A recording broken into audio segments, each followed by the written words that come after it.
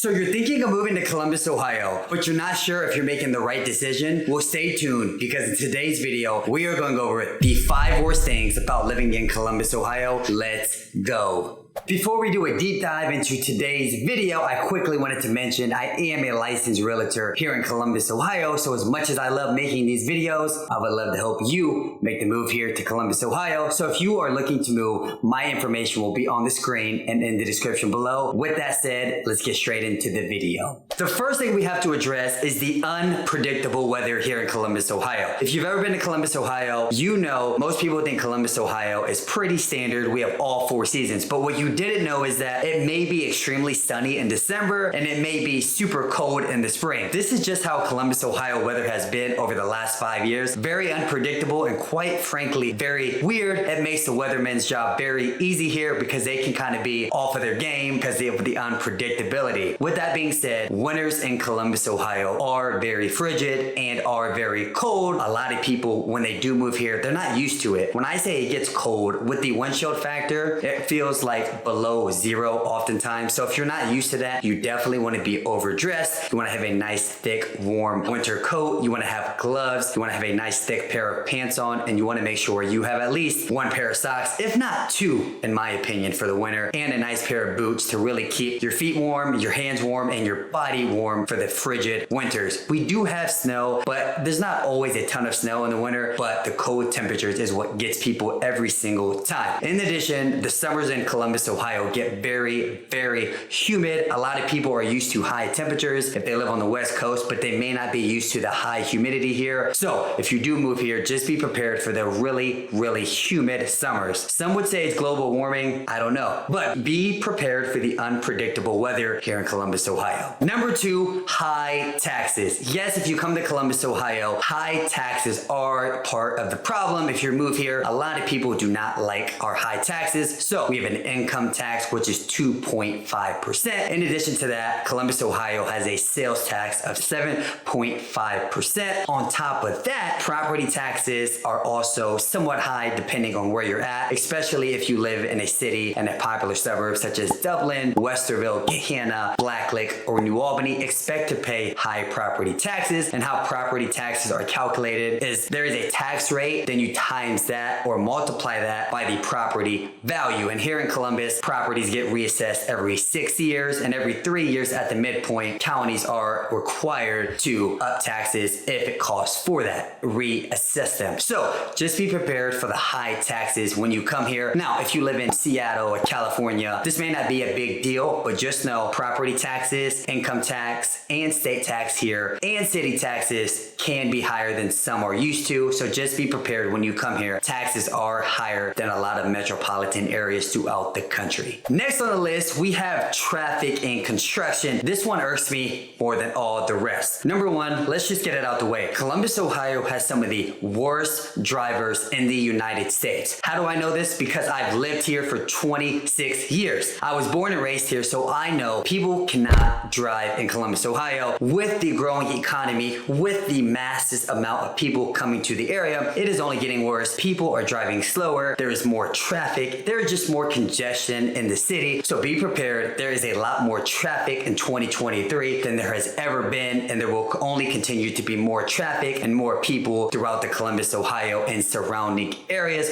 So just get used to it. I'm telling you, if you work at 8 a.m., expect to leave at 6:30 or 6:45 a.m. I am not exaggerating. A 20-minute drive in the mornings, if you have to get on the freeway in Columbus, Ohio, maybe an hour drive. So just plan accordingly if you do move here and you have to drive to work every single day, to your office, leave, give yourself some wiggle room so you are not late to work or you are not panicking, honking at people, causing an accident, rushing to get over, trying to get to work. And if you have any kids and you have sporting events in the afternoon, traffic does get pretty bad starting at around 4 p.m. all the way, I would say, to 6 6 or 6:30 on most of the major freeways. So just prepare for all of the traffic. In addition, due to all the traffic, there are just more accidents in general. I am telling you, this year in particular, I am seeing more accidents everywhere I go. I'm not sure if people just don't care. People are in a big rush to get places, but just be prepared, drive safe. I do not want to see you get in an accident. And if you do move here because you are in a rush, leave on time, leave early, and you should be fine. Now, also on the plus side, with all the traffic and construction, this means that the city is growing. So it's not all bad,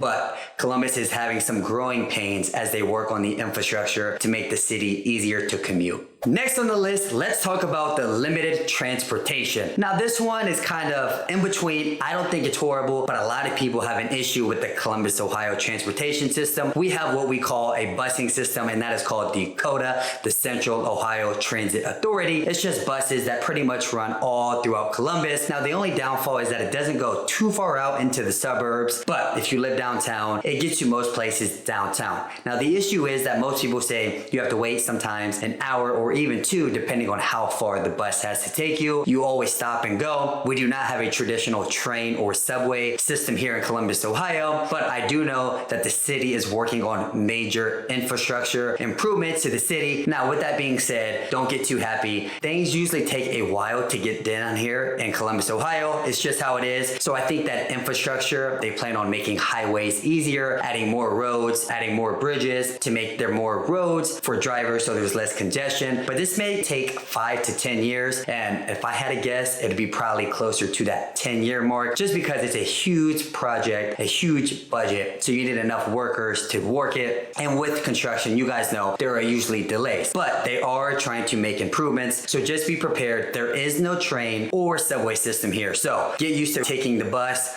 or riding Ubers. With Ubers though, I don't really like riding Ubers because they can get expensive, especially during prime time hours. Ubers are just insanely expensive. So I try to avoid that at all costs. So if you don't have a car and you move here, I highly recommend that you budget to get a car or you have a reliable source of transportation, whether that's somebody, a friend, or somebody that you meet here, but have a reliable source of transportation. It will make your life so much easier in the long run. Finally, I have to talk about it, the increasing housing costs. Now, Columbus, Ohio is one of the more affordable metropolitan areas in the United States, but Columbus, Ohio has been ranked in the top 5 real estate markets in the entire country according to Realtor.com. So with that, home prices are going up. There are way more buyers than there are houses for sale right now. With all the growth, economic growth, with all the people coming here, it's just becoming super hard to find a home at an affordable price. In my opinion, you cannot find a home under $350,000. I would say closer to $400,000 with 3 bedrooms, 2 baths, a 2-car garage, a basement. What everybody is looking for that has a family pretty much for under $400,000 in a good school district, and that's not going to break the bank. But with that being said, housing is somewhat affordable here, but in my prediction, housing in Columbus, Ohio over the next 5 years will become increasingly more unaffordable, especially for first-time home buyers. But if you're watching this and you are moving here, just know there are good options for you. New construction is always a good option because there are no bidding wars. If you look at a house on the existing market, I can almost guarantee you if it's in a good area, in a good school district, and it's priced right, there will be multiple offers. There's no ifs, ands, or buts about it. I know this market inside and out. So just be prepared to possibly spend more than you're willing to buy the dream home for you and your family. All right, everyone, I hope you enjoyed that video. Columbus, Ohio is a great place to live. I did not want to scare you, but as you know, every city has some cons of living there. I wanted to be completely honest with you. Columbus, Ohio is a growing city, so there are some growing pains, but overall, it's a fantastic place to live. With that being said, if you are planning on relocating,